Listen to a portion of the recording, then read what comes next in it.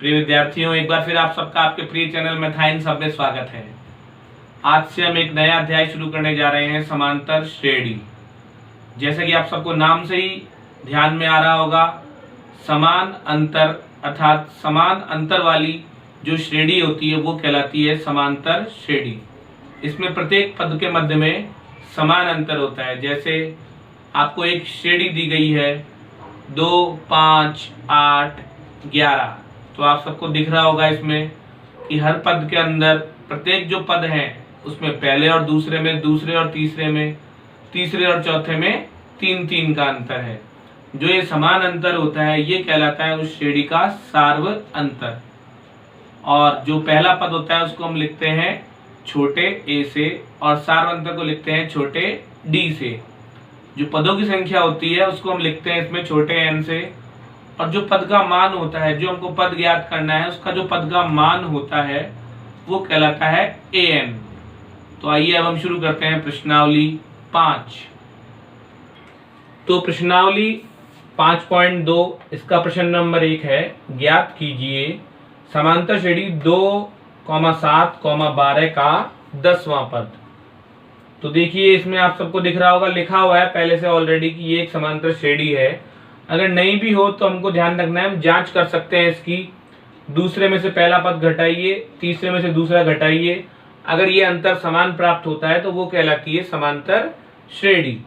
तो देखिए जो सबसे पहला पद इसका दिया हुआ है वो है 2, तो हम लिख देंगे पहले जो भी हमको दिया गया है वो लिखना है। प्रथम पद a बराबर 2, फिर हमको दिया गया है या ज्ञात करना है जो इसमें वो है सार्व अंतर।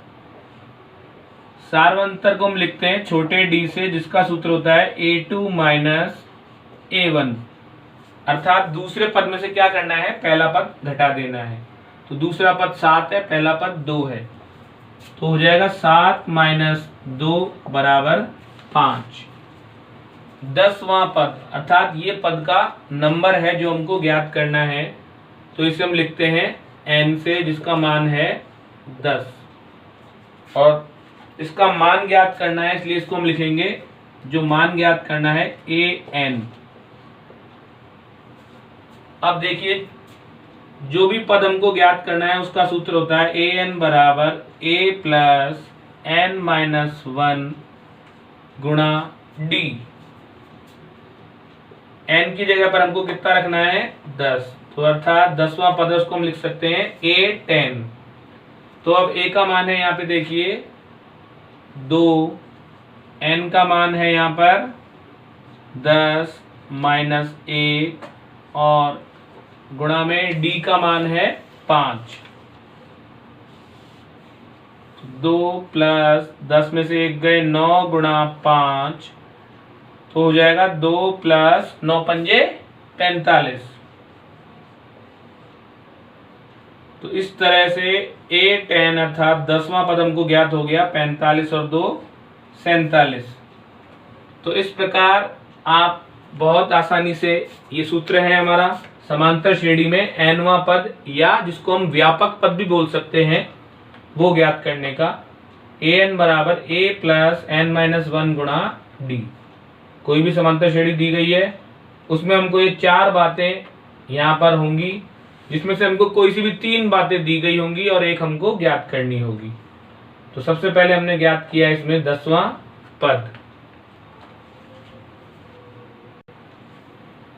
अब इसका दूसरा प्रश्न देखिए, उसमें हमको ज्ञात करना है वही 18वां पद।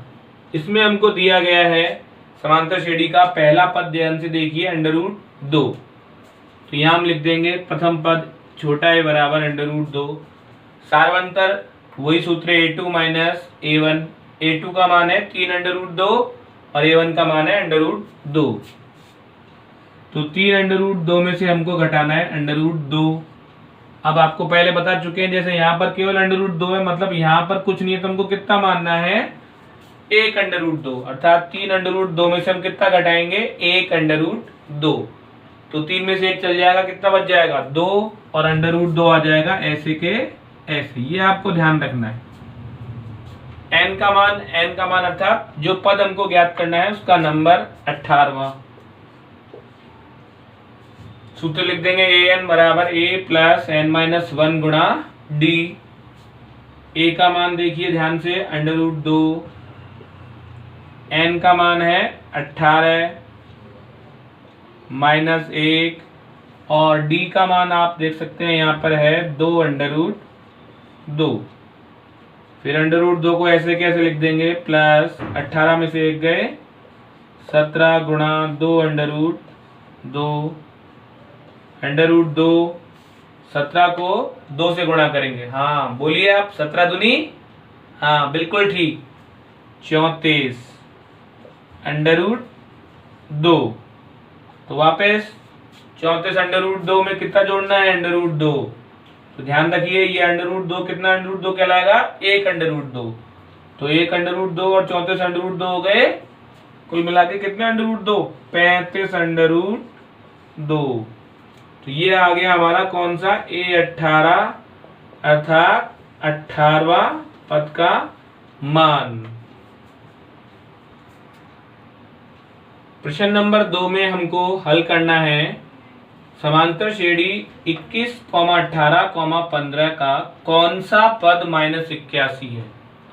तो ये पहले सवाल से अलग है, ध्यान दीजिए। इसमें हमको बोल रहा है कौन सा पद -81 अर्थात उस पद का मान हमको दिया हुआ है, जिस पद का नंबर हमको ज्ञात करना है, अर्थात n का मान हमको ज्ञात करना है कि ये कौन सा पद है जो -81 है।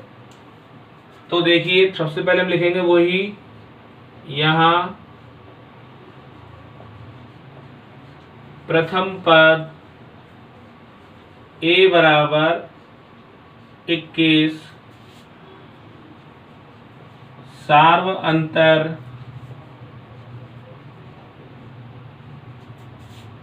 d बराबर वही हो जाएगा a2 माइनस a1। तो इसमें ध्यान रखना है आपको कि जो a2 का मान है वो है 18 और a1 का मान है 21। तो 18 माइनस 21 ही लिखना है इसको। तो सार्वंतर प्राप्त हो गया -3। ये जो सार्वंतर है ये आपका प्लस माइनस दोनों में से किसी में भी हो सकता है, इसलिए आपको ऐसे नहीं कि आप उल्टा कर दें, इसको माइनस में आ रहा है तो उसको माइनस में रहने देना है।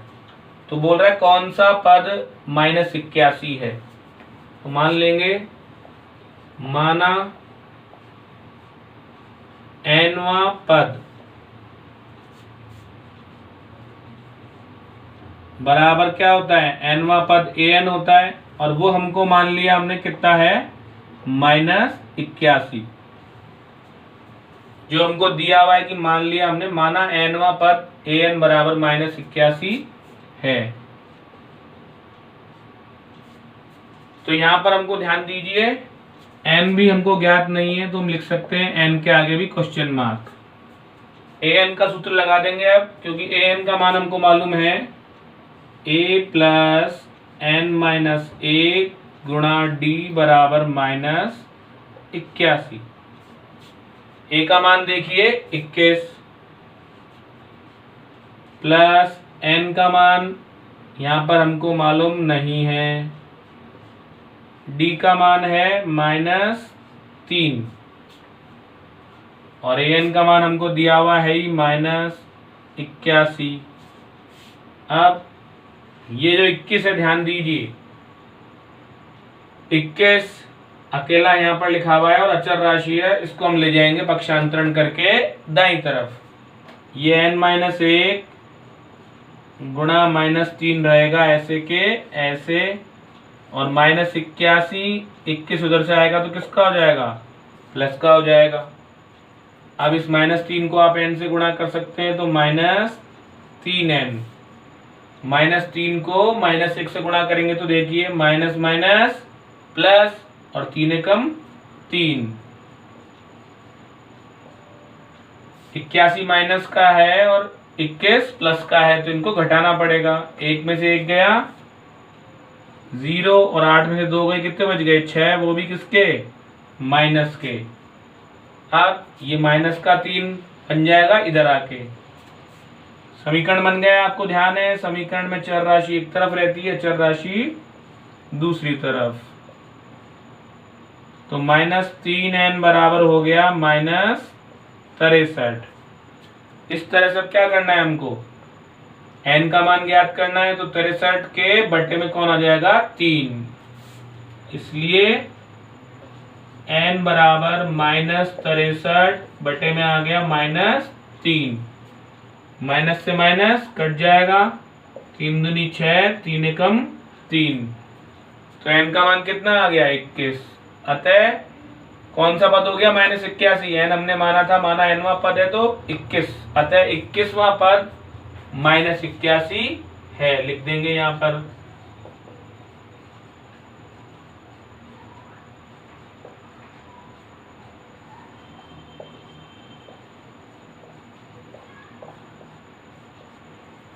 तो इस तरह से आपको ध्यान रखना है कि अगर हमको an का मान दिया गया हो तो हम, और n का मान ज्ञात करना हो, तो पहले हमको एक समीकरण प्राप्त हो जाएगा, उस समीकरण की सहायता से हम उसको हल कर सकते हैं।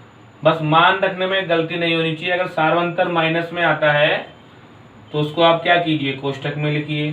फिर कोष्ठक हल करते समय जब चिन्हों को बदलेंगे तो ध्यान रखना है कि माइनस और माइनस का गुणा होता है प्लस, और माइनस और प्लस का गुणा होता है माइनस। फिर चर राशि एक तरफ रहेगी, अचर राशि एक तरफ, चिन्ह बदलना है उस समय भी। फिर भाग दे के हमको मान प्राप्त कर लेना है। अब प्रश्न नंबर 2 का ही एक और सवाल देखिए आप। क्या संख्याओं के अनुक्रम, अनुक्रम अर्थात वही है श्रेणी, इसका कोई पद 301 है। तो इसमें हमको जांच करनी है कि क्या इस समांतर श्रेणी का कोई पद 301 संभव है या नहीं। तो बिल्कुल उसी प्रकार का सवाल है, बस पहले हमको लिख देना है इसमें वही चीज जो हमको हमेशा लिखनी है। कोई भी समांतर श्रेणी दी गई हो, सबसे पहले क्या लिखेंगे आप, प्रथम पद a बराबर 5, फिर सार्वंतर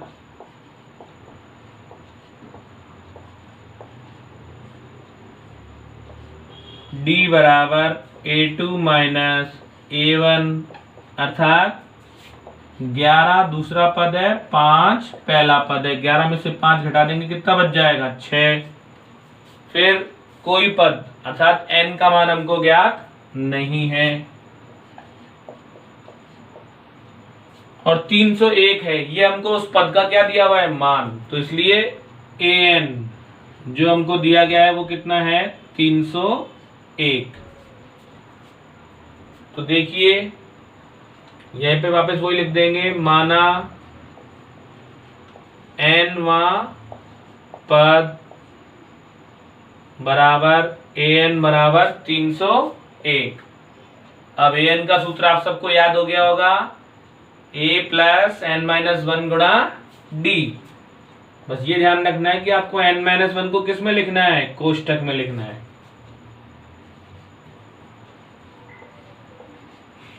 a का मान है 5 प्लस n ज्ञात करना है, d का मान है यहाँ पर 6 बराबर 301। अब 5 का पक्षांतरण कर देंगे क्योंकि 5 अचर राशि है, इधर आ जाएगा। 6 को गुणा करेंगे n से, 6n, 6 को गुणा करेंगे 1 से, माइनस का 6, 301 में से घटा देंगे 5। तो देखिए 6n बराबर 301 में से 5 घटाइए, कितना बच गया, 296।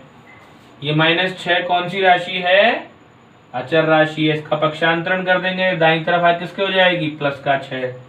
तो ध्यान रखना है, देखिए पहले हमने यहाँ पर 5 का पक्षांतरण किया -5, इस कोष्ठक को हल किया, कोष्ठक को हल करने के बाद -6 का पक्षांतरण किया, इधर आके किसका हो गया, +6। तो 6n बराबर आ जाएगा 302। n का मान ज्ञात कर देंगे, 302/6। अब देखिए पूरा पूरा भाग इसमें नहीं जा रहा है, ये संख्या को हम काट सकते हैं 2 से, तो प्राप्त हो गया ऊपर 151, नीचे प्राप्त हो गया 3। तो n अर्थात पदों की संख्या कभी भी परिमेय रूप में अर्थात भिन्न के रूप में नहीं हो सकती है, ये हमको ध्यान रखना है। पूर्णांक संख्या प्राप्त नहीं हुई, जो पदों की संख्या होती है वो हमेशा पूर्णांक होती है, अर्थात 1 2 3 4 5 6 नंबर होते हैं। तो ठीक है, इसलिए हम यहाँ लिख देंगे बराबर नहीं है पूर्णांक संख्या के।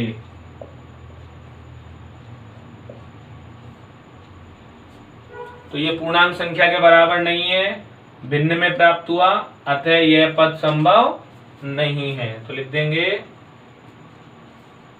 अतः इस श्रेणी का कोई पद 301 संभव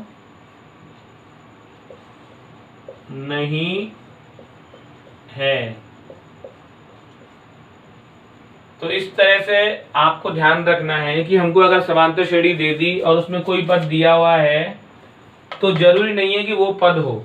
अगर पदों की संख्या हमारे पूर्णांक संख्या आएगी, अर्थात 1 2 3 4 5 6 15 20 50 60 70 ऐसे कोई संख्या आएगी, तभी वो हमारे क्या होगा, पद संभव होगा। अगर भिन्न संख्या प्राप्त हो गई तो वो पद संभव नहीं होगा।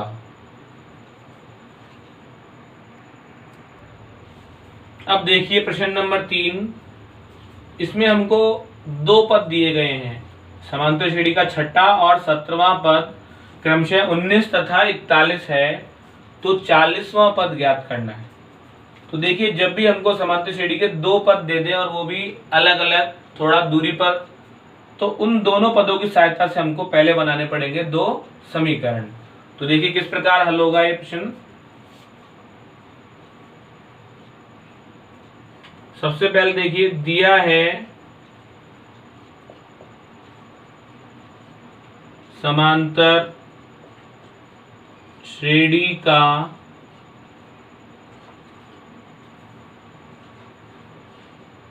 छठा पद बराबर 19। तो आपको ध्यान होगा समांतर श्रेणी का जो हमारा मानक रूप होता है वो क्या होता है, a पहला पद, दूसरा पद a प्लस डी, तीसरा पद a प्लस 2d, चौथा पद a प्लस 3d, पांचवा पद a प्लस 4d, छठा पद होता है a प्लस 5d। तो छठा पद हमको दिया गया है, तो इसको हम लिख सकते हैं a प्लस 5d बराबर 19। आप चाहें तो व्यापक रूप जो हमारा सूत्र है an वाला, उसमें भी आप n की जगह कितना रखेंगे, अगर 6 रखेंगे तो ध्यान दीजिए n-1 गुणा d होता है, तो 6 - 1 कितना होगा, 5, तो a प्लस 5d प्राप्त हो जाएगा। या आप डायरेक्ट भी लिख सकते हैं कि समांतर श्रेणी का छठा पद बराबर 19, तो a प्लस 5d जो छठा पद कहलाता है वो होगा 19, पहला समीकरण। ऐसे ही फिर हमको दिया गया है 17वां पद, और समांतर श्रेणी का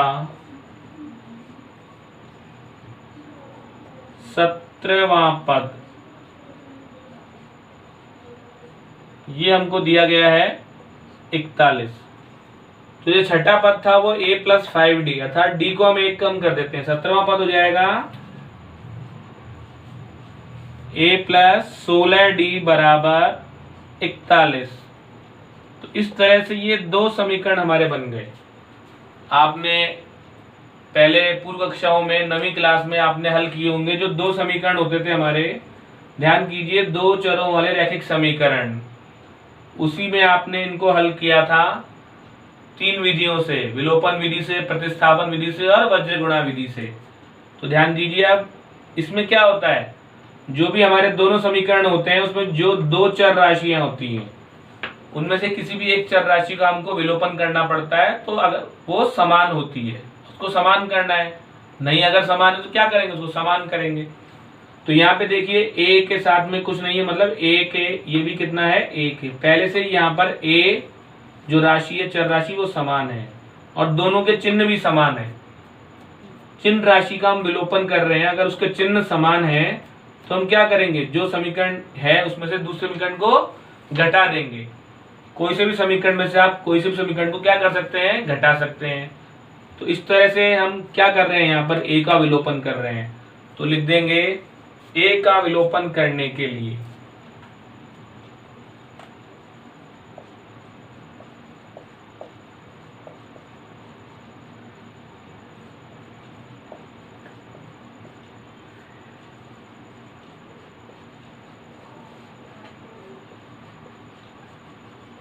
समीकरण 1 या समीकरण 2, कुछ भी आप ले सकते हैं, 2 में से समीकरण 1 को घटाने पर, तो जो समीकरण 2 है वो है हमारा a प्लस 16d बराबर 41। घटाएंगे तो हमको क्या करना है, इसको इसके नीचे लिखना है। तो लिख देंगे a प्लस 5d बराबर 19। पहले चिन्ह बदलने हैं, माइनस माइनस और ये भी माइनस। a से a क्या हो गया, कैंसिल, क्योंकि a के प्लस का है और नीचे वाला a किसका हो गया, माइनस का हो गया। अब ये 16d प्लस का है, लेकिन ये 5d अब घटा रहे तो किसका हो जाएगा, माइनस का। अर्थात 16 में से 5d गए तो कितने बच जाएंगे, 11d बराबर, ऐसे ही 41 में से 19 घटाएंगे बच जाएगा 22। तो यहाँ लिख देंगे हम 22। तो d बराबर कितना प्राप्त हो गया, 22/11। भाग दे देंगे 22 में 11 का, तो कितना प्राप्त हो जाएगा, 2।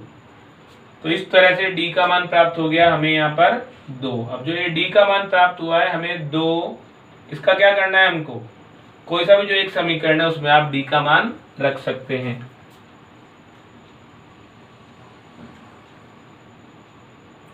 तो d का मान हम रख रहे हैं समीकरण नंबर 1 में।